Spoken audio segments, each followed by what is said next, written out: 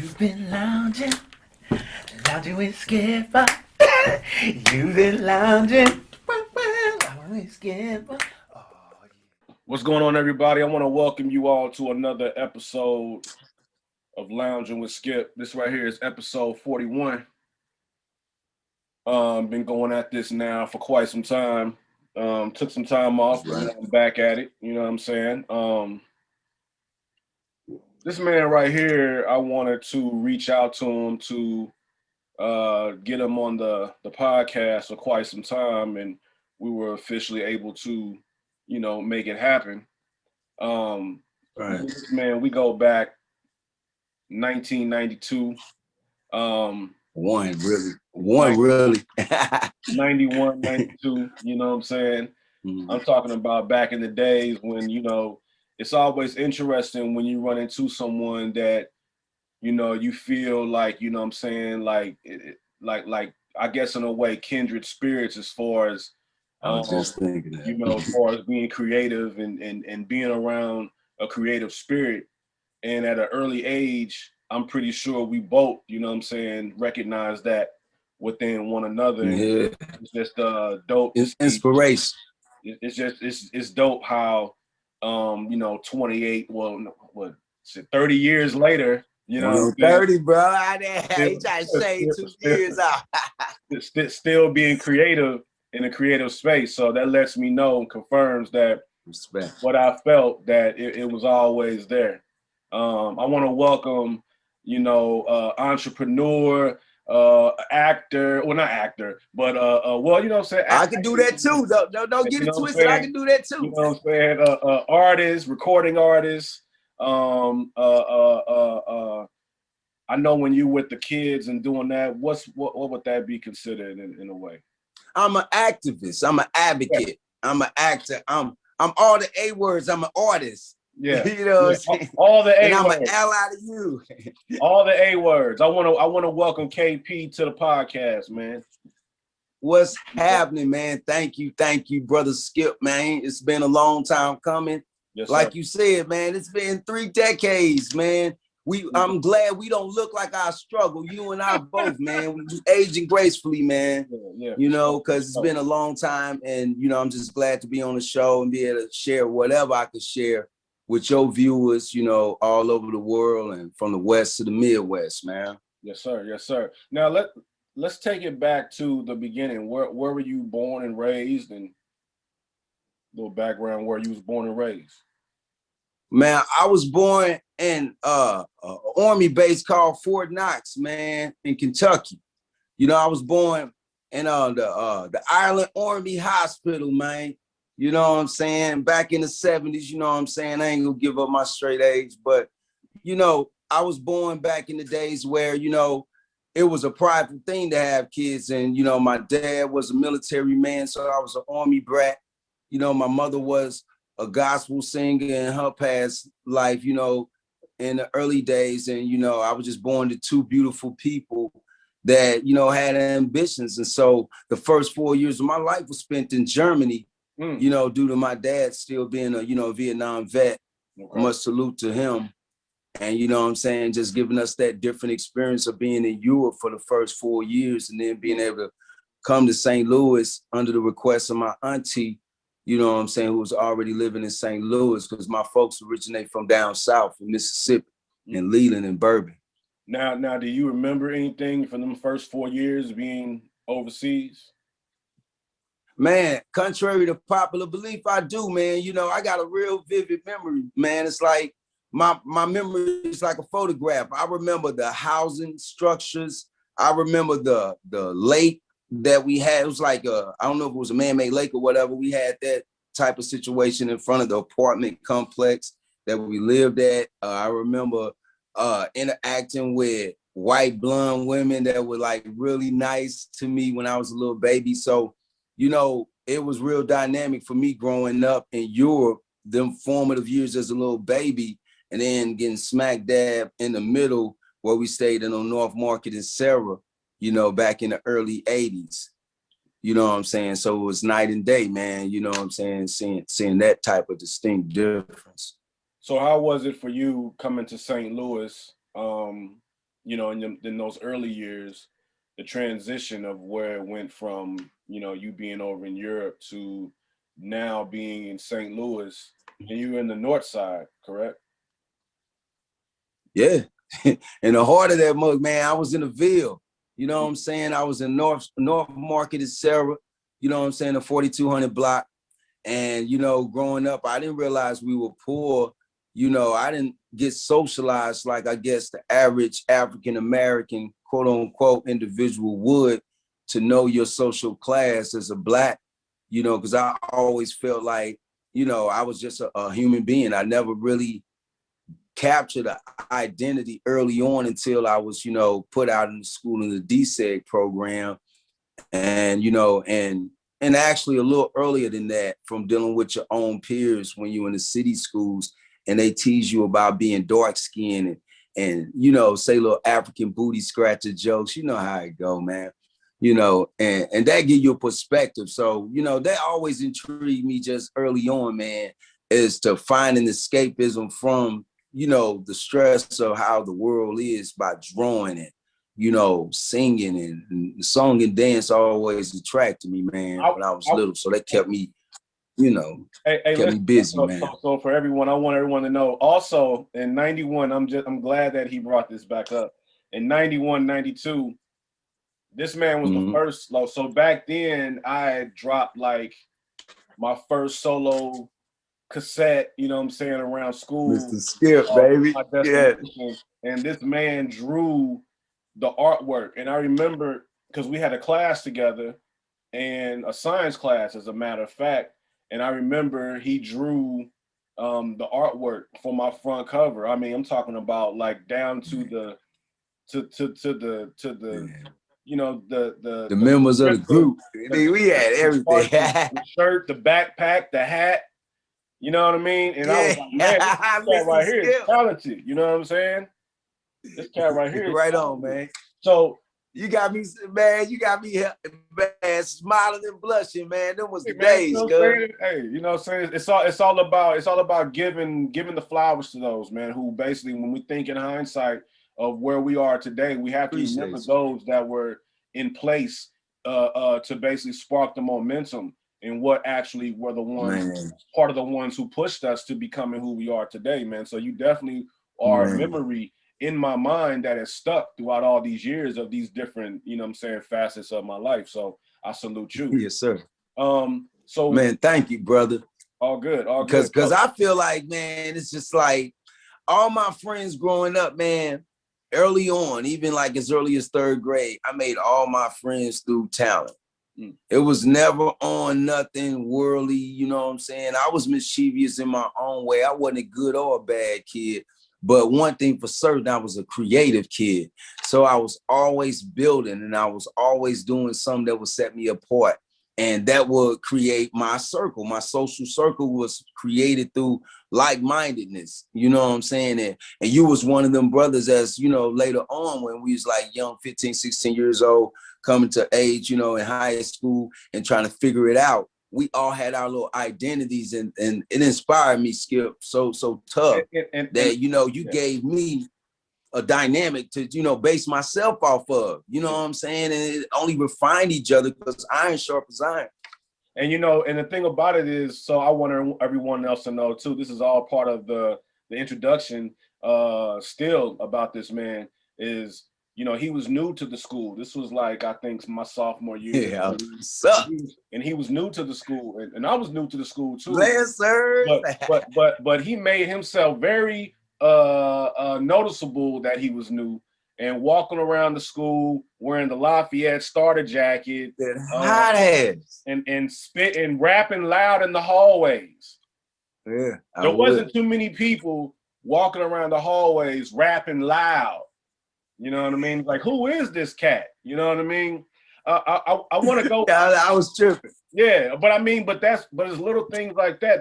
That was like, that made me look like, damn, he has no, you know, sometimes even as kids, we have certain limits to what we feel we want to do in thinking of what others may think about us. And when I saw that in you, it made me be like, man, he does not give no fucks. You know what I'm saying? As far No as fucks given. what You're anybody's right. thinking, anybody's saying. And so that stuck with me as well, because it let me know, like, damn, You're right. it's other kids my age that basically have more balls, in a sense of just doing what it is that's pleasing to them. You know what I mean? So No, that's absolutely real, Skip. yeah. But it was easy for me to transition because of what my experience was at my age. You know what I'm saying? Because although I had the baby face, I was always a man child and was exposed early on to grown activity. I had a daughter, you know what I'm saying? I really had a life that was causing me to have to be creative and have to, have a driving energy about myself, to where somebody tripping on me, not liking my shoes or not liking the way I was dressing or colors I had on, I ain't have no time for it. So I just tuned them out with the hip hop, man. And you know what I'm saying? I think that was that spirit that was kindred for us. You know what I'm saying? So To you had a connect back daughter then. back then?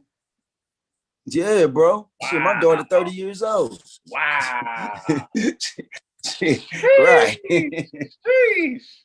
Okay, so as the world turns. Let's backtrack. So what was your first experiences into music? Like, as far as what was like one of the very first songs you remembered in your life, in your childhood, whether it's R&B, rock, hip hop, something that it gravitated to you musically? Well, my mom's, you know what I'm saying, she used to sing a hell of a lot of songs, man, and those divas from the past, sure, what's her head, Barbara Streisand, you know what I'm saying, some of them classic singers, man, them balladeers. She used to sing in what's that song? Can It Be? It Was All So Simple. The Way We Were, you know what I'm saying. Gladys Knight. My mama like country western. I mean, she like from Minnie Riperton to Patty Cline. You know what I'm saying? It's like it was so diverse. Dolly Parton even. So my mom always kind of gave me a diverse, palette of music to listen to, but principally her main music was gospel. So, you know what I'm saying? Early in my life, I had a lot of gospel, a lot of spiritual stuff, old gospel, man, the Soul Stirrers, the Mighty Clouds of Joy, you know what I'm saying? Pastor Cleveland, Mahalia Jackson, those type of singers. And that's kind of like the spirit that I kind of keep with me. When I think about making music, it's like those are our ancestors. So that's why I got endless wordplay. And I don't have any fear when it comes to, speaking the truth, because, that's what gives me power every day. If I share the gift, then the gift keeps on giving. Mm. So what's the first hip hop record that you heard in your life that you can remember where you was like, yo, what is this? Man, it's funny that you say that, but it was Beethoven's Fifth. Fat Boys, man. Rest in peace, Marky D, man. It's so funny you say that. But man, when I heard that da da da da da da da da, and I was already feeling the Curtis Blow movement and everything. But when I heard Buffy beatboxing and all this stuff, man, that kind of just solidified it for me. You know what I'm saying? Wanted to just be a rapper. It was fun for me. And then, of course, later on, the wordsmiths of the day, like, Karis Warren, Rakim, you know what I'm saying, Big Daddy Kane, a Special Ed. I mean, I could go on and on and on and on, man. So I was just a fan of the game, man. Around that time, was that when you started writing? Yeah, I started writing when I was like 9 or 10. So yeah, man, if you do the math, man, I was about 10, 11 years old, man, 10 years old, writing rhymes, man. And so that was around the time when crack was hitting the hood. Dope Man was coming out. You know what I'm saying? So those songs were very impressionable on, the way I was delivering a lot of my rhymes in the mid to late 80s. Because before then, we was I'm on the microphone and old school, but a day, old school type of cadence. But of course, when the flow was discovered, when Rakim started teaching cats how to rap, it's like nobody after Rakim, if you ask me, in hip hop could afford to not have some kind of flow. So The rest is history though. But I was a wordsmith since I was like 10. And I used to rap with cats that was 16, 17, 18 years old. And you know, I was like the human radio back in the days, man. If they wanted to hear the top 10 rap selection, they'd ask me, man, from Rod Bass to BDP, the leaders of the new school. It And you didn't rap? matter. I would rap those songs, you know what I'm saying, in their voices, because that's how I kind of hone my gift. You know, Wow. my cousin is Willie D from the Ghetto Boys, and I didn't find that out until later, of course, in life. Really? But I used to always, yeah, man, big shout out Mm. to the H-Town players. I used to rap like him when I was little, like just flexing with my voice, and people used to always get a kick out of it. But as I got older and started, you know, honing my craft, I realized that me sounding like Ice Cube when I rap, or Scarface when I rap, or not so much Tupac, because I feel like I was kind of already kind of vibing like Tupac when he came out. The same as Outkast when they came out. I feel like it's the same wavelength type shit. You know what I'm saying? Like, damn, these cats doing the type of shit I like to do. Because, you know, back in the day, me and Sham used to be, you know, flowing. We like to flow. You know what's funny, man? I mean, you mentioned about Willie D being your cousin. You know, I could have sworn back then I remember there's a line that Willie D was like when he was like, "I'll give you some of this and some of that." Some of that. And I think back then, I think you may have been like, I think you may have like rapped that line or something, man. Like now that I'm kind of that's special effects, but you can bet. Yeah, man. Now that I'm getting, man, because back then, you know what I'm saying, Ghetto Boys was really like nowadays, these kids now, there's no limit to, you know, how you know, any barriers on what it is they're doing. I mean, the songs now are so graphic. Yeah. But back then, to be, you know, 13 years old, that she can suck my dick and lick my scrotum. It's like, what? Man. He said, like, oh, Kathy, like, that hoe was hot. The first piece of pussy that I ever got. Crazy. She fucked me till I was coming. Right. Like, whoa. Yeah. Yeah, we had some shit, man. You know what I'm saying? But the flip side to it, that was the underground shit. You know what I'm saying? Even though the kids had it, it was because of parents having to work all the damn time in most people's homes. So no matter what was going on, who had time to monitor their kids? And you got to blame the capitalistic society that we living in, because they found ways. You know, we didn't have the Sam Goodies in the record stores in North St. Louis and Baden where I grew up at, but we sure did have the bootleg guy that had every copy of every tape that you could ever think that came out back in the day. You know what I'm saying? Yeah. So it was marketed to us in a way that, you know, they sold street fashions to us. We had Gus back in the days, man, when the 90s hit and cats was gang banging and shit. That was like the depot, you know, that and the Dickie warehouse and Grandpa Pigeons, you know what I'm saying? It was like the depots for finding some street apparel that you can, you know, be in and fit in and, you know, be safe, so to speak. Whereas now it's more of a commercialism effect that is being put onto the kids nowadays, to where now you it's goofball, rocking that type of gear. Yeah, man. It's straight goofball. Yeah, I want to lead into, so when did you get into recording songs and things like that? Well, that was around late 80s, early 90s, because I used to be in the studio with Oliver Sane, and I met him through my manager, D.O. Doty. Big shout out to him, the Bakery Productions. You know what I'm saying? It's a long story with us, you know what I'm saying? But I want to stay focused. I used to be able to sit in on some of them sessions that he was doing, mixing and tracking out music.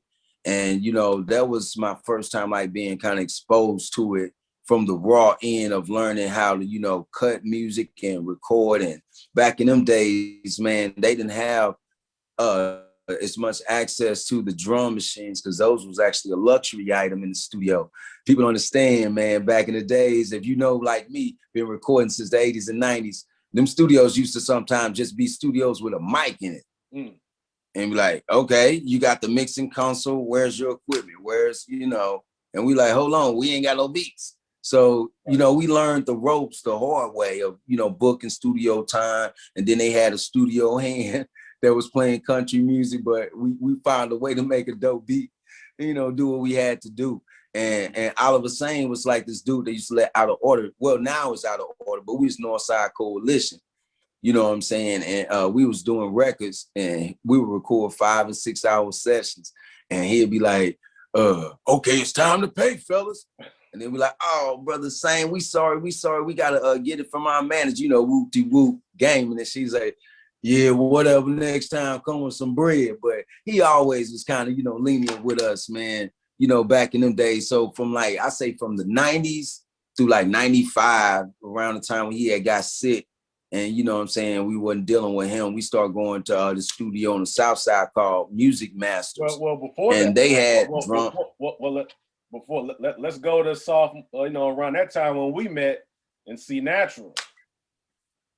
Around, man, I'm skipping around. Yeah, exactly. That's why I was telling my folks. Let me digress. As I digress, I'm glad I'm talking to you, Skip, because when I do this Out of Order documentary movie or whatever it's going to be, you know, I need you to be on my team so you could be able to tell me, you know, the parts I'm missing. I still remember, you know what I'm saying? Yeah, all that. Exactly. But now I remember it too. I didn't forget it. I just compartmentalized it and was kind of talking about my actual studio, you know, experiences. I didn't get to the home studio situations yet. But, you know, because I was like doing home studios back in the day. For me, in doing the podcast and doing the episodes, I like to form that timeline. So that way the listeners are taken into that timeline too, as far as it being like, oh, okay, then and then that's what led. You know what I'm saying? So So that was like 91, you know what I'm saying? 91, we meet C Natural, you know what I'm saying? Big shout out to the brother. My prayers are with the brother, you know, holding on, staying strong. He exposed us to a man having a home setup that was just like having a studio. Yeah. So it was like a big experience, bro. He walked us through the whole design of building beats, tracking beats, through the Ensoniq, through all the samplers. Man, dude was just like, he was a genius, and he was a gem in the hood, man, for real. Because over that way, man, it wasn't no way we was going to have access to the type of equipment my mans was having. The time he was allotting us for the cheap prices that dude was really like selling dope with that music, straight up. You know what's crazy, just for people that's listening. So at that time, you know what I'm saying, I had me a crew, you know what I'm saying, and we all the vigilantes. We're by the vigilantes, and yeah, during this period, I think it was around this time, like we kind of fell out, and I was like, man. And I remember I was telling my boys, I was like, man, let's do a song dissing them niggas. I remember. And I think we had some clouds, man. And we did a song, and I think Trace said something like, no, I think I said something like, don't pick up a tape with 3 niggas named the NSCs. I remember that shit, nigga. I remember that corny shit, nigga. We was like, killer. I called you, and I was like, yeah, man. We did this song and shit. I like mentioned you let me know, and you was like, for real? Let me hear. And I played on the phone, and you know what I'm saying. He's like, all right. But look, what's so crazy about that is that here we are dissing each other with the same producer making the beats. C Natural was making the beats. It was like NWA. It was like NWA, dog. You know, people don't know that was the same clique. Beefing hard as a motherfucker, you know what I'm saying? Yeah. It was some corny shit because we was trying to make it, and we seen our predecessors dissing, so we thought that was some real hip hop shit. Yeah. But it was good though. To me, it was good because, like I said, back as I digress, it inspired me to do better music.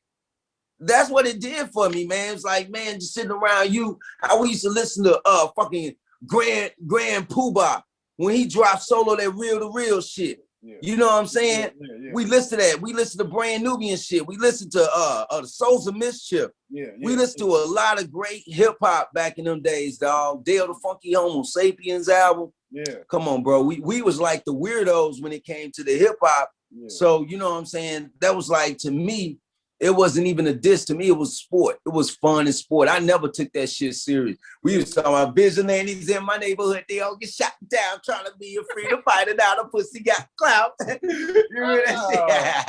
But what's so crazy is, right, after that occurred, because that was like on the Vigilantes EP that we did, and then I started doing like solo songs. I remember. And I was taking certain things that you were saying as far as like I was saying, like calling a pistol a shorty. You got a song called Buck'em Shorty. Yeah. And I remember I was like, one of my rhymes, I was like, put the shorty out the window. Now he's his though, or something I said, you know what I mean? So taking it was like off of each other, you know what I'm saying? In exactly continuously still, you know what I mean? Yes, sir. And even to this day, because you inspire. No, I was saying, I also remember there was a song that I did, and I remember I sampled you when you said, I got 38 ways for the shorties to fly. I remember that, brother. I remember that. Because I was just like, dog, Skip. Anytime I heard some hip hop where cats is dissecting, cutting up beats, like, you know, we grew up on that type of hip hop, man. I fall in. I don't care if it's 2026, y'all. I fall into the boom bap, man. And I think we were actually building pyramids back in them days, man. We was doing some things that was high science. And had we been in a greater market or a place that showed more love and had cohesion, I think we would have had a little industry cracking in the Midwest back then, because we provided the industry dynamic, my dude. You know what I'm saying? We had the hardcore, we had the boom bap, we had sophisticated, socially conscious, all that shit. You was going solo, I was going solo. I had a group, you had a group, you know what I mean? You and Shane. Everybody. Now, kind of going into, so after you worked with C-Nat on that EP, and I remember like it was, you know, I think I did my solo project and you all was hearing my song, To My Destination album. To My Destination. I loved it. I remember to this I used to go to sleep to that shit, cuz I be listening to it in my headphones, go listen to your shit. That's what's up. Yeah, straight up. After that occurred, we're looking at now, this is like 93, 94. You wasn't really working with C-Nat anymore. What did the group do from this point? Yeah. Well, from that point, man, we had kind of did a lot of networking, you know what I'm saying, as a group, because by then we had our fourth member, you know what I'm saying, who was Jay Damage. You know, people want to call me while I'm trying to do my interview. Yeah. It was Jay Damage. He came into the group, so we were networking with different cats, with studios, you know what I'm saying, and just finding our way as far as having access. But then we got signed. I speed up to 96. Me, Sham, No, and JMCD got signed to FMC. And that was a record label that we was with our manager, Doty, you know what I'm saying, after rocking with my man, Mark Willer. Big shout out to our first manager, Mark. But Doty had ended up meeting Teddy Mahone, Teddy introduced us to... KP, hold on one second. So you all at first were called NSC. Yeah. For those that don't know, what does NSC mean? Northside Coalition. So what led to Northside Coalition, and who was in the group NSC before it became what it did? Well, Northside Coalition originally was me and No. And then I put Sham into the group. So it's like my whole journey started as KPS, Killer Poet Society, if you remember. Poet Society, yeah. That was the foundation block, you know, to everything. And who was in that group? Yeah, that was me. That was me, my big cousin Eric, who is alive now back in the day, CP, aka Cradell, and the Golden Child. And my big brother was, but you know what I'm saying, he never get around when we was actually doing it in the studio. But the main three was me, Cradell, and Eric. So before we move forward in that, I want to let everybody No was in the service at this time. So I want everybody to know before that, when they were KPS, Killer Poet Society, they started recording with C-Nat. This is before C-Nat started using the EPS to be able to sample. So a lot of the tracks were played. And I remember it was one track I heard. It was dun, dun, dun, dun, dun, dun, dun, dun, dun. And I remember, one of the famous lines. One of the famous lines in that song was like, some. He said, some. I kill your sister, your mother, and your faggot ass brother. I mean, that's classic, man. Hey, that type of shit will be censored today. Class. That line. We'll be censored. That line. That was classic, man. That was unbridled gangster rap. That was a CP. Big shout out to my little bro, CP. That was Cradell. He did that. You know what I'm saying? But the most memorable line that I got from them days, dog, was Menace in Society. Because when I started off, I'm like, skin is the way that I'm living is unexcusable. I'm making an offer that you can't refuse, ho. You remember that shit? Yeah. That shit was hard, man. Niggas don't know nothing about it. 90, 91. And one of the hooks was Lou Towns in the house. Lou Towns in the house. Lou Towns in the house. And you know what? I still have those cassettes. I still have those cassettes at my mom's house. Play it. It's at my mom's house back in St. Louis. Oh, I need access, bro. You don't have them? You need to come on home. Oh, for real? You don't have them? Don't have them. Wow. I would love and cherish to have those. Okay. Yeah. I still got them. That'll help me with the movie. I got them. Yeah. Do you still got the we got the DICK? And it will be yours by the end of the day. Stick it to that ass, no delay. Yep, that sounds familiar. We captured that Topper with the Power. Remember YZ came out and we kind of had that kind of groove to it with that doom, I got all that stuff on cassette back in my mom's house now. So yeah, I'm gonna look that stuff up. So fast forward, bless you. What made you all change the name from NSC to Out of Order? Well, so out of all that stuff we went through with the NSC thing, it was like, for one, everybody wasn't from the north side. You know what I'm saying? Where my brother Jay was from the west side. So it really didn't no longer fit. You know what I'm saying? As far as calling the whole group NSC. And we were thinking like to be more marketable. You know, we was always thinking in the back of our head, maybe it's because we had this local name that it was holding us back. So we went through names like Out of Line, Out of Control, Out of Sync, Out of Order. And how I got Out of Order is funny, man, because I went to this one gas station. We was on tour, and everybody was like on the road, like, no, I gotta blow it up, bro. I'm sorry, my something fucked up. I ain't even finna do this on this bus. I'm finna, you know how I go on the road, dog. We go to this bathroom, right? They don't say anything about it not working. But when I run in there, it's a fucking, like, look like somebody's ass exploded on the toilet, man. And it had this sign on it that said Out of Order.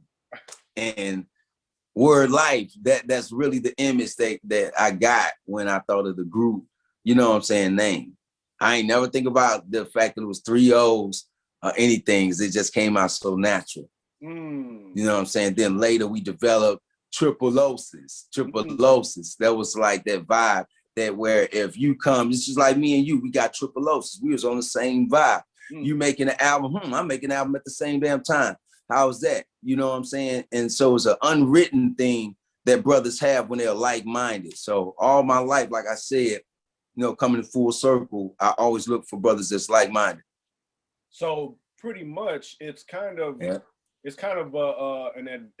early birth of, you know, so to speak, of what Sham is on now in his life. It's all been absolutely a spiritual type of thing, even from the beginning. Absolutely. Got you. Yeah, absolutely, bro. Got you. So Tripleosis, you know, because back in the day, you know, the zeros in the words, the O's in the words. Infinity. Interesting. It was a new era. I never knew that. The new era was 2000 AD, and they used to talk about the Y2K. Now you got to understand, Shamar's father, rest in peace, Robert Doherty, my uncle, used to put us up on a lot of trilateral organization, Illuminati, space technology, Area 51 type shit. And that's what we used to do for fun. You know, like the Wu-Tang used to watch karate flicks. We used to sit up there and watch them conspiracy flicks. You know what I'm saying? Looking at rapture films, talking about end times. So apocalyptic themes always was like our go-to, you know, when we really became out of order. And that became like the topics of a lot of our stuff. We had the song called Revelations. I still got this though, the stuff we did in 96 to like 2000, you know what I'm saying? Before we really had everything cracking, you know, but those are the most meaningful records that we did because we were together, you know, and nobody had no record deal. It was all about love for the family and the out of order movement, you know, me, no, you know, being brothers that come through the struggle together. It was just like a clique of our friends. Everybody met each other through me.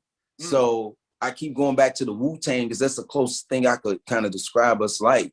I'm RZA and everybody know them, you know, through me. Yeah.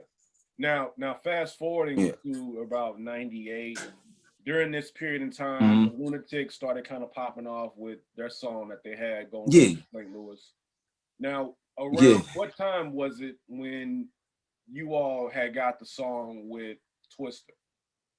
And how did that Well, we recorded that song back in like, I say about late 97. It was wintertime of 97. And then 98 came, we went down to Atlanta for the Freaknik. And that's when we was really getting our, you know, exposure on, you know what I'm saying? Because we was performing in front of some major folks and some industry executives. This guy named Salim Boaz from Atlantic Records. Also he worked personally under Leo Cohen. You know what I'm saying? So it was a bunch of high ups that was following us once we signed with PD Wax Records. Because rest in peace, Prim Rogers, man, brother, he put us on, man. You know what I'm saying? He sent us on our first out of town show. We opened up for Luke, you know, in Detroit. And, you know, from there, it was like we just kept on doing a whole bunch of like 4-hour shows that brothers from the North Side ain't never even, you know, imagined that we would do. You know what I'm saying? But I ain't gonna lie, I kind of always saw us making it. It just didn't turn out the way I thought it was gonna turn out. Now,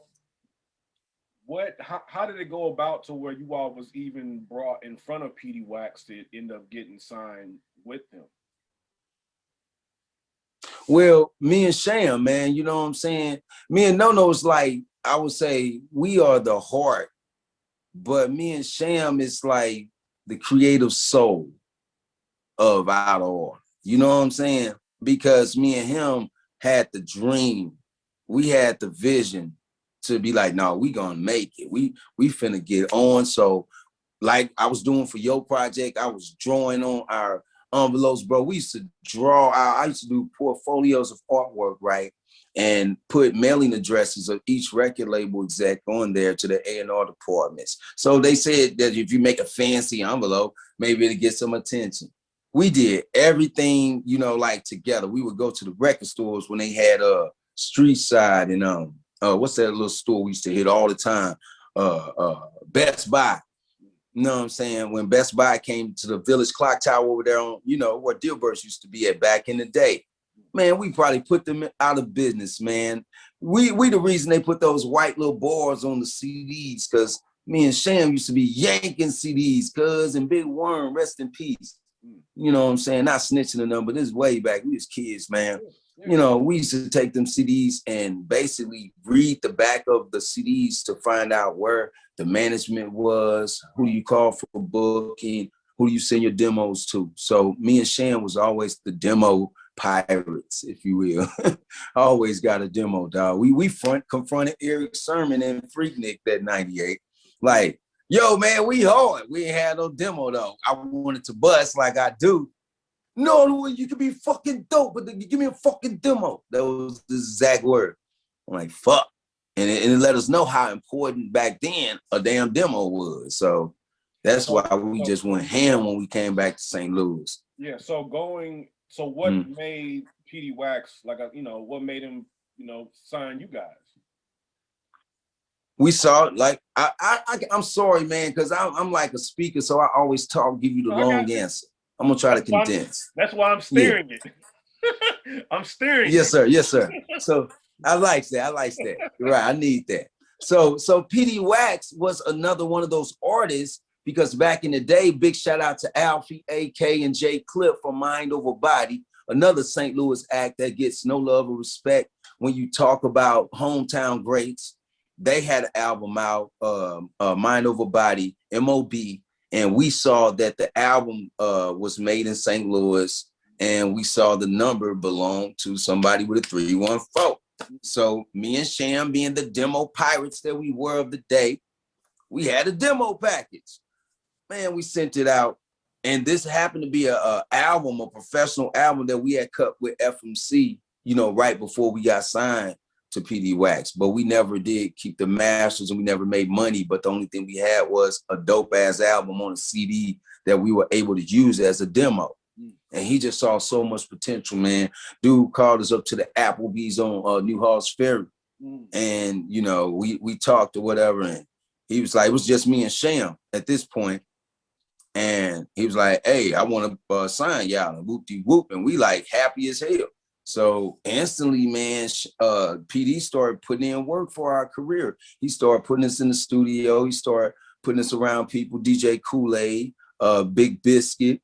You know what I'm saying? A lot of different people, man. Some people from, I ain't even want to talk too much, but it was a lot of underworld people involved, with what was going on. So us being street oriented, we understood the play. So all we saw was the tunnel, of making it and being this rapping sensation. Because, that was really my whole dream, that's what it was. So moving forward, what did it feel like for all of you, but you especially, to now officially have to be able to know you're about to go into the studio with Twista?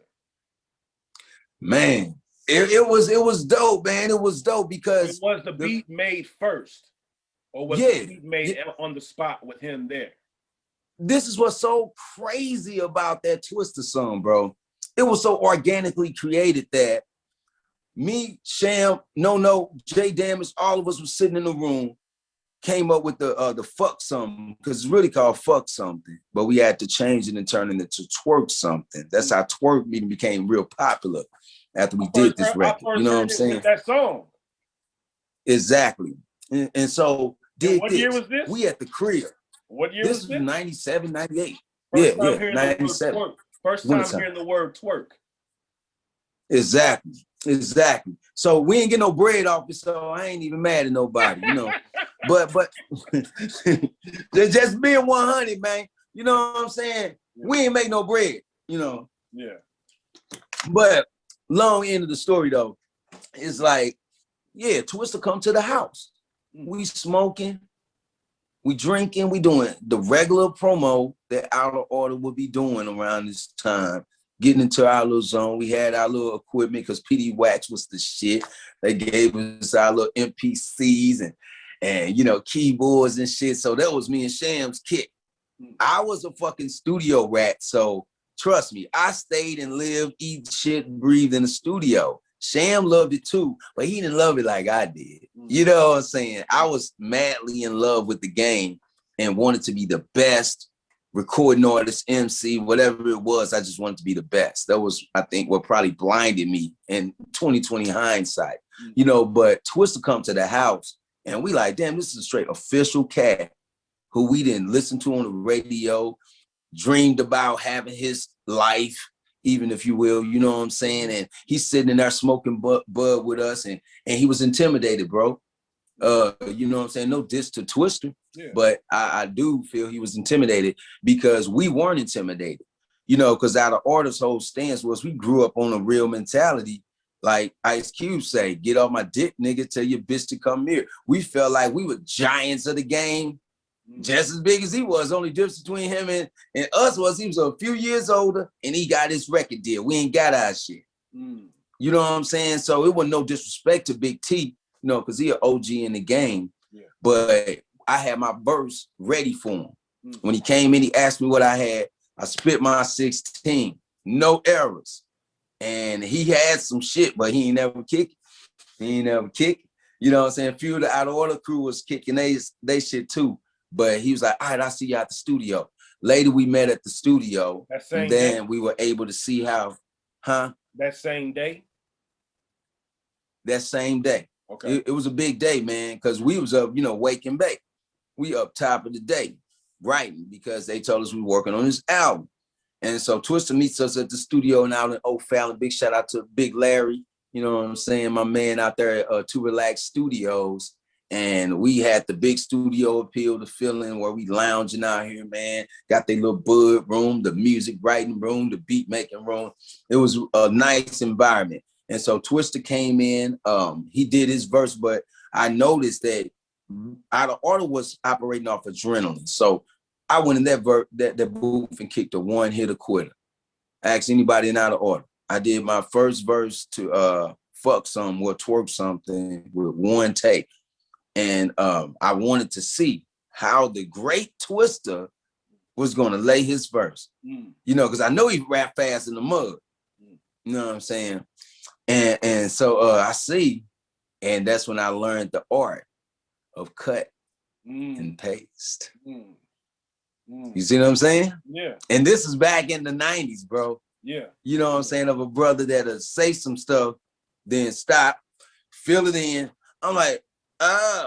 So me being this hip hop fan, I had mastered the twisting style without taking into consideration the breathing that's required for you to do all of that the way he was doing. Right. To where you see what I'm saying? Where it sounds flawless on his end, but you mastered the way of spitting it like it does, like it is flawless off of one take. That part. And it made me feel like I was actually doing a job the hard way. You know what I'm saying? Yeah. It's like, damn, it's like, it kind of made me feel goofy. You know what I'm saying? I didn't think I was better than T. I was like, damn, he did it like that. Oh, but it inspired me so greatly, bro, because after that point, it was just like, it was no stopping us, you know, because when we did the song with, we was down there with UGK now, DMD. He had a song we did with La Boo and Booney Low. Big shout out to the Texas crew in Port Arthur with Jay Will. We did a record with them and it was flawless. It was a big hit in the South, but of course some politics happened where the dudes wanted ownership of some copyright situation. So we ain't even release it. You know what I'm saying? So Out of Order was able to go to different studios. We went to the compound with Mean Green in Houston. This me and No, and was able to be exposed to them cats that got signed to No Limit. What was his name? Matt or whatever, you know what I'm saying? And it was a lot of good things happening back in them days, man, just getting exposed to artists who was eating off of the game.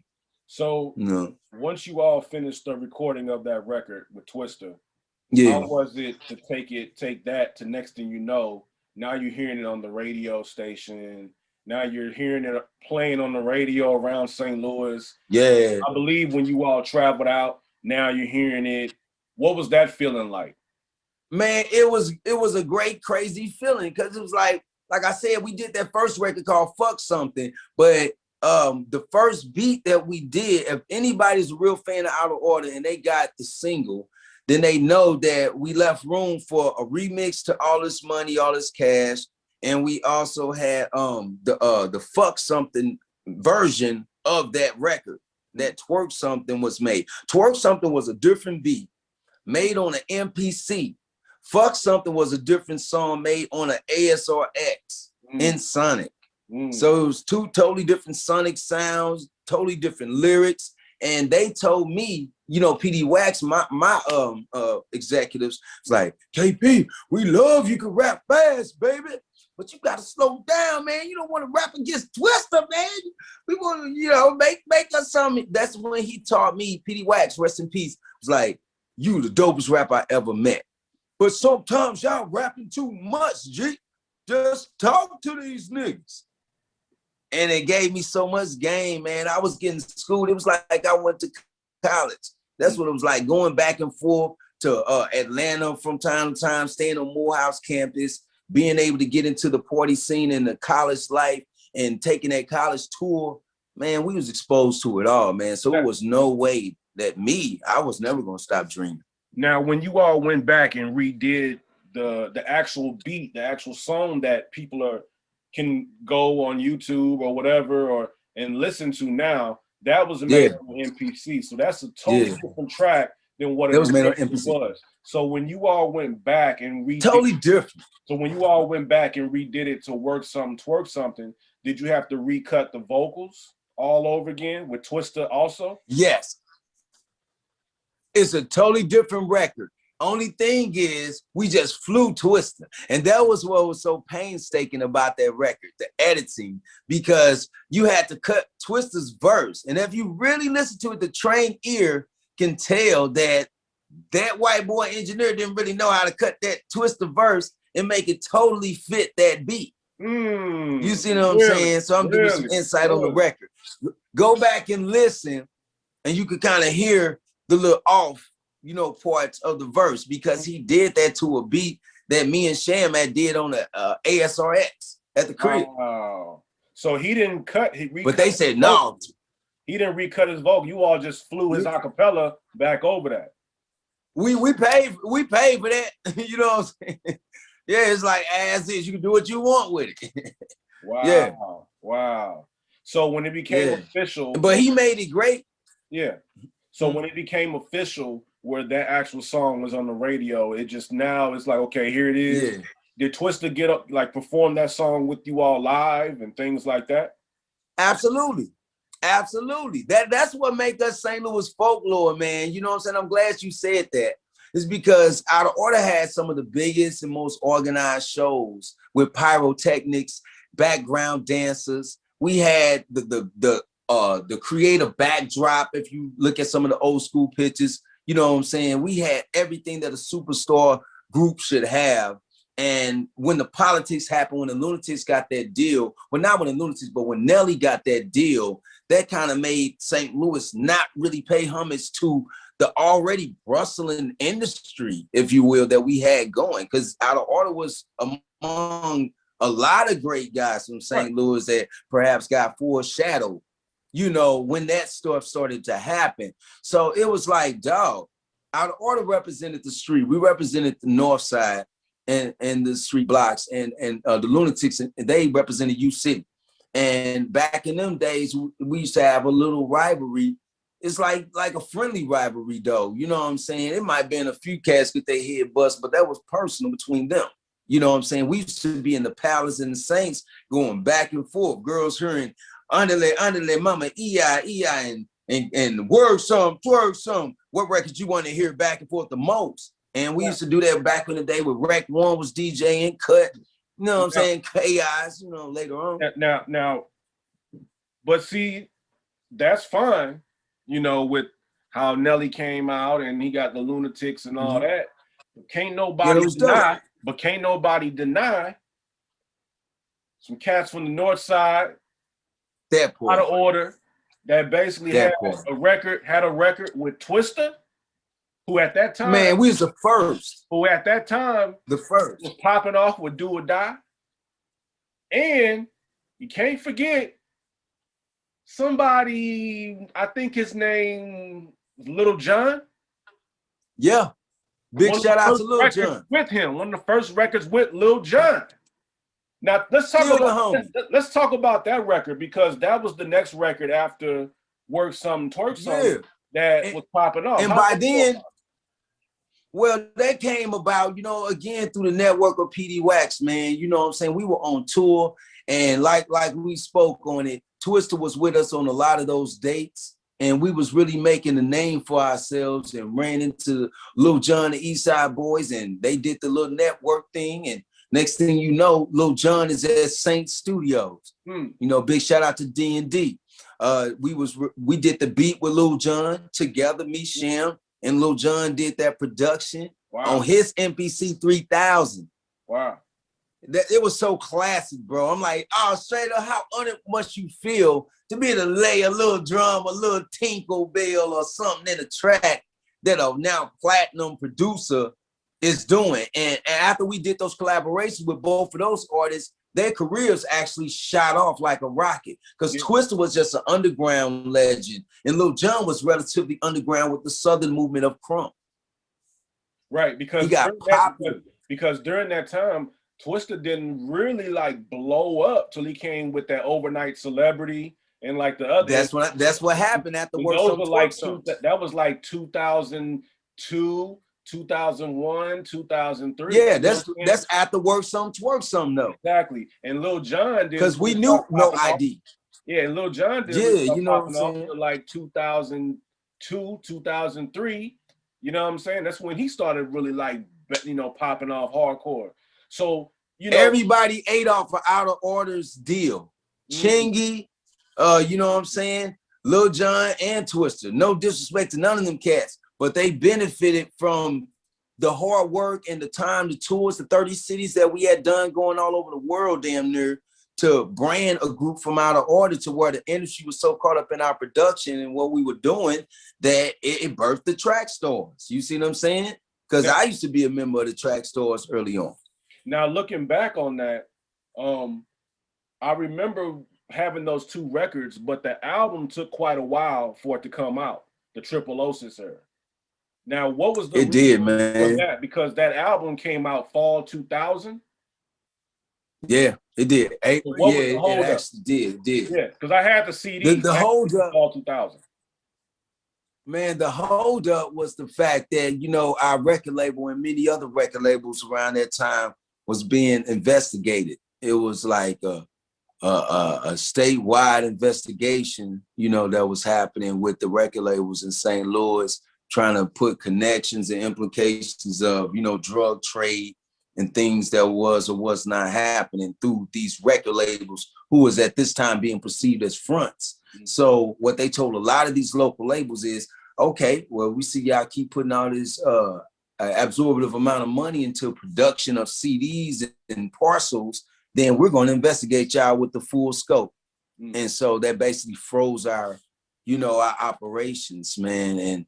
And by then we trying to get out of the deal, with PD Wax, but the record industry is the record industry. They didn't just let us go. So we had to get legal fees, get out and hustle and do what we had to do to get release. And it was a nasty time, man. You know what I'm saying? I don't even think about it this much these days because it was such a dark period. So yeah, man, I was noticing, the production on that album, man, on that Triple Osis, man, Yeah. it was like dark. It kind of reminded me of like, you know what I'm saying, like a modern day Chronic 2001, so to Yeah. speak. So I know you and Shan were kind of the ones over that production. Uh, Yeah, man. how did that go about as far as handling the production parts and this, that, and the third? Because that sound of that album pretty much is what kind of spawned going into the everybody in the club up and all that. Yeah, Chingy, all that stuff, man. That was pretty much the blueprint, man. I did 60% of that album. Sham did about 35% of that album. And LS, other feature producers did 5% of that album. It was a lot of work. You know what I'm saying, that we were all like working on, man. Sham, no disrespect to him as a producer, but I was the principal producer, for Out of Order. And then, once we got the deal, of course, we got access to more equipment, so brothers was really polishing off their skills and being able to grow as artists and producers in their own right. So, you know what I'm saying? He just learned everything. He got to just being my partner, you know what I'm saying? So it was 9mm Productions at first. But of course, after we did the Out of Order thing and went on tour and, the PD Wax situation dissolved, the Track Stores idea came out. And, as you know, Chingy actually was the first act signed out. Now, before we go into that, so first off, because obviously at this particular point, Sham ventured his way, everybody was kind of going their own ways. What sparked the dissolving of the group, so to speak, at that point? Was no more Out of Order? Well, it was always Out of Order in my heart, but as far as the physical 4-man group, we weren't, you know, around each other physically as much anymore after that tour. The tour we did drained us, and then the legal, you know, aspect of everything, of having to come up with all that money to get a lawyer to get us freed out the contracts, it kind of put a damper on everything. You know, that's when Zoe came into the picture, because he was a guy we had met. You know, he was with the band Dr. Vegas. You know, I collaborated a couple of times on shows with them, and we used to see Zoe at this equipment store. He used to work at Mars, and subsequently he had a studio set up on his own. So being that we were with PD Wax and they were paying for all our studio time, we saw Zoe as a asset, you know, to be able to help us to get a demo done that was with all fresh new tracks, nothing that PD Wax owned, you know what I'm saying, with a new fresh sound. And So it was a new that fresh sound just sound with happened to be out of order jackpot. sound. It was a new sound with out of order. Yeah, yeah, absolutely. It was a new out of order sound, just on steroids. You know what I mean? Just all the elements of, you know, deep bass, the claps. You know what I'm saying? The melodies, the sound effects, all the stuff that we kind of, you know, were kind of trademark doing for our production style. We kind of brought all those skills out, and you know, it ended up being that demo ended up being what led to, you know, the whole nine career, what led to also Chingy's first album, Jackpot. A lot of those tracks were stuff that we collaborated on as a group, you know, that we didn't actually put out, you know, to the masses, but they ended up being some of the records on Jackpot. So pretty much, okay, so the whole nine, which was everybody in the club up, which was Chaos, Chaos. Chemo V, Okay. the homies. So an extension of Out of Order was pretty much the whole nine and Chingy. Absolutely. An extension of Out of Order. Hey, whether they know it or not, it actually is, man. You know, it's really the thing I find that's really ironic about St. Louis is that we have such a rich history. You know, like I have to pay respects to Silk Smooth and King Cool Odie. You know, those are the guys I was looking up to. Jody, JCD and the Dog Pound. These were the first guys that had national deals out of St. Louis that St. Louis forgets. They think it started with Nelly. No disrespect to the homie Nelly, right? But he wasn't the first, you know, to do something substantial. He was just the first to really take it, you know, to a global aspect and do what he did. So much respect to what, you know, the lunatic movement was. But like I said, it wouldn't be no lunatic movement had it not been for an out of order movement, because we were that alternative group that, you know, if you weren't into that, then you had us to go to. So St. Louis has just always, you know, been a melting pot of different styles, man. Yeah. Now, during I guess I think it was around 2004, 2005, you started doing some more solo stuff. I remember we ran back into each other at a video shoot you were having. Yeah, I was messing with my homeboy D2, David Stewart, man, of Lion Forge, man. He's doing real big things nowadays. He was like the visual aspect of my project that I was working on. It was a record called Angus and Y'all Gonna Cry. You know, Shan was even in that video. You know, so constantly, you know, contrary to all the things that people would be like, oh, out of order beefing with each other, or we broke up like that. You know, we had our differences, but it was never in my intention to see, you know, out of order to be separate. You know, I always wanted us to be clicked up, even if we weren't on the same album, you know, per se. We still have a network in place. So I've never forgot about the group, you know, even in my solo, you know, pursuits. Right. So did you have any solo projects that have been out previously? And is the Out of Order album available for those that want to hear it? Well, absolutely. You know, I own some of the rights to the Out of Order project. I don't own them all. There will be a discussion to have with the state of, you know, PD, you know, but that's another story in another interview, you know what I'm saying? But definitely I've done projects, but they never seen the light of day. You know, I did an album called The Tsunami, you know, that was a studio project that had like 18 tracks on it, man. I plan to release them, but my focal point is what I'm doing today and trying to bring out my album, Cognitive Dissonance. So, you know, once I put that out, I'm gonna start bringing out the unreleased like Q did, the bootlegs and B-sides. Mhm. Now, as time went on, you began to become more involved into the community.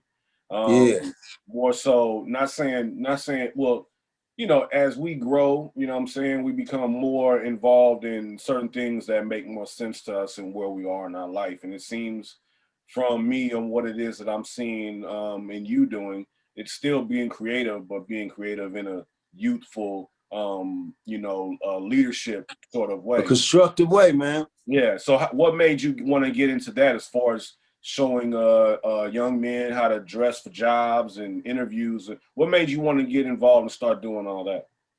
Well, I mean, it was always, it really wasn't nothing new, but it was always something that I had. But I guess the new thing would be that I would, advertise it or promote that aspect of my character. I was brought up at Matthew Dickey, so I've always had leaders, around me showing me the ropes. With my pop, Martin Luther Matthews, the guy that founded Matthews Dickey, he always, instilled in me some characteristics in the 3 R's: respect, restraint, responsibility. That kind of permeated everything that I did in life. So when I got, beyond the stage of dreaming to be a hip hop sensation, I still, do music because I love to do it. But I've always used my music to mentor the young. And when I look in hindsight, that's pretty much what I was doing for all my group members in Out of Order, and several people in the city of St. Louis who I've been fortunate enough to, influence or impart or add something to their repertoire. You Mm. know what I'm saying? So it's been a hell of a journey, man, just being able to do things. And I just, I think it's gonna come full circle as it did before. And you're gonna see some magic coming from me again, but this time I'm gonna be the main benefactor. What's the place that you, because so, I mean, so tell them more about, tell people who may be looking for jobs, or maybe Yeah. when they come to St. Louis, or Well, other well, people that well, are in if you the come same to St. positions of Louis, what it is that you're doing, but let them yeah. know what it is that you do, because from, like I said, when I'm looking on Facebook and I'm seeing what it is you're showing like you're offering job opportunities and All the time. all. All the time. I work, my day job is the Urban League. And, the Urban League is pretty much all over the country. And we have different Urban League programs. And I help to create and, direct a program called Save Our Sons, Mm, SOS. So, okay. it's so real with me, man. I got it tatted Mm, right here on my arm. You know what I'm saying? I okay. don't know if y'all can see that. Mm, But it was really a journey for me. Rest in peace to Mike Brown Jr. After he passed August 9th, 2014. My CEO, he recruited and scouted me and another brother to do this program that was bringing an economic solution to, the otherwise disenfranchised, African American males that were looking for opportunity, but they felt they had no opportunity that was readily available in their own community. mm, So we brought workforce development like no other, to the community. And being that I'm a hip hop dude, I was able to market Save Our Sons unlike any other program and make it very urgent. And, my street ties, as you know, they go really deep.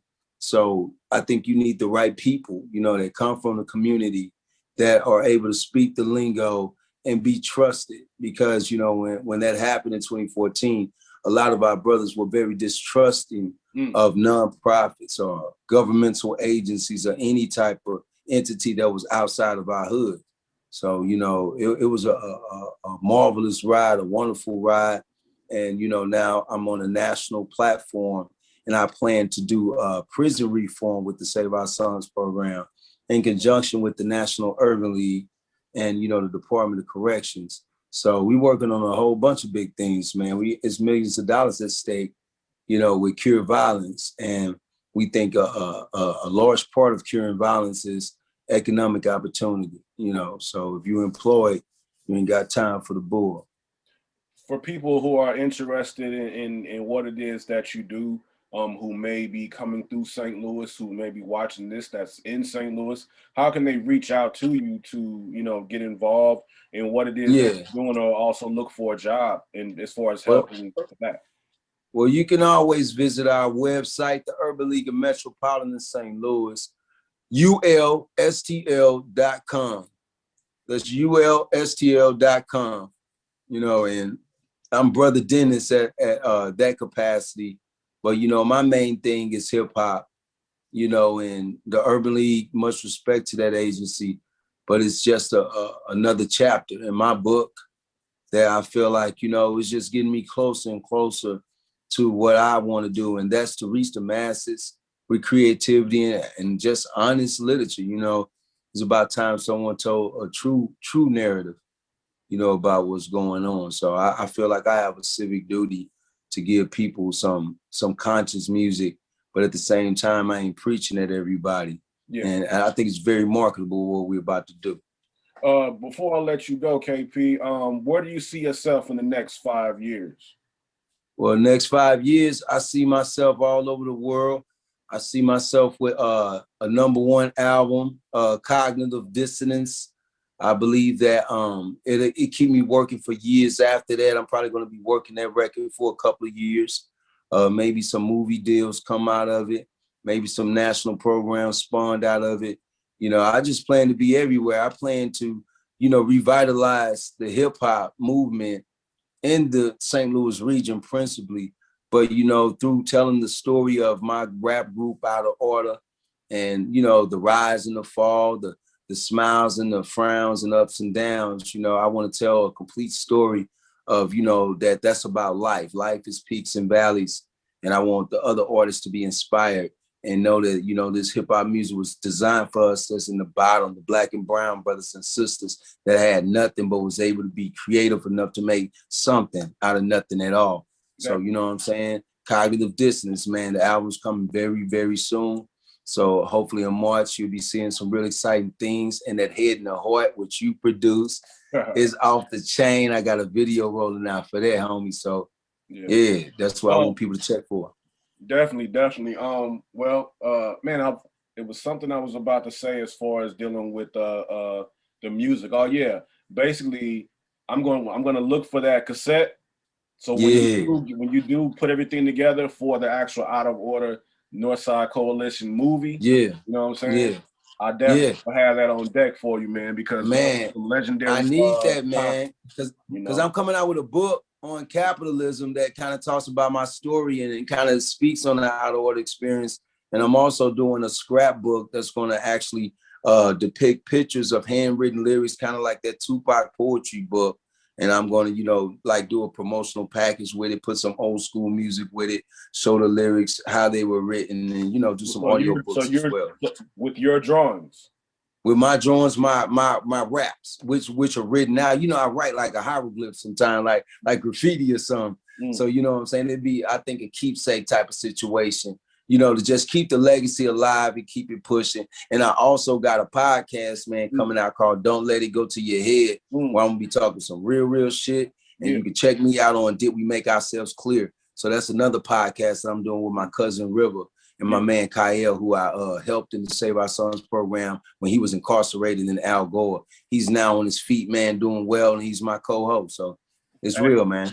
As you can see, here we are 30 years later, still being creative, still finding ways and avenues of generating some type of revenue streams of something to keep the creative juices flowing. Here I am with a podcast. Here you are talking about getting a podcast going and what's happening, talking about scrapbooks, talking about a book, talking about, you know what I mean? Talking about the album. It don't stop, man. It's the continuation of creativity, man.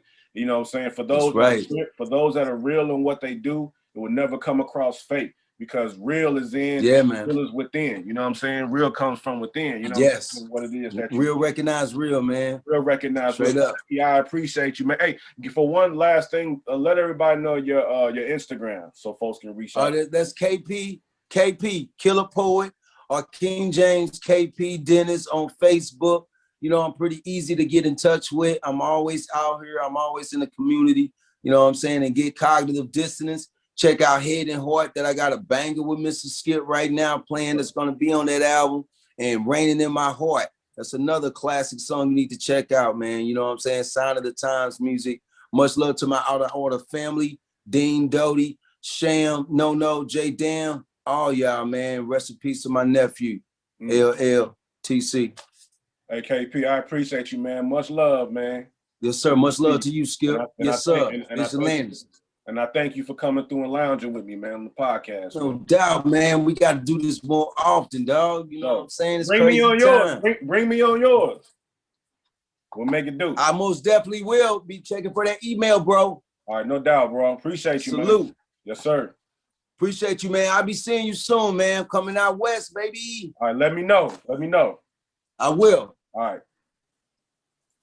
All right, brother. Yes, sir.